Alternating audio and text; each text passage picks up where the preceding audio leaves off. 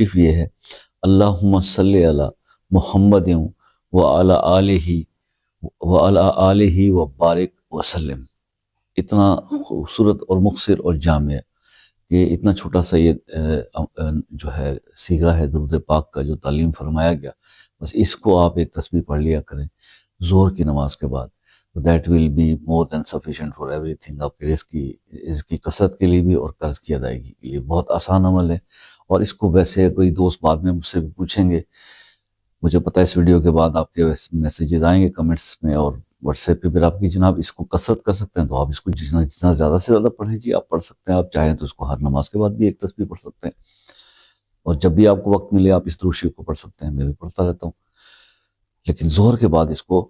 100 Times یا ایک تسبیح اس کی ضرور پڑھ لیا کریں، جس طرح کہ آقا صلی اللہ علیہ وسلم نے ہمیں تعلیم فرمایا، اس احادیث کے ذریعے ہم تک پہنچا۔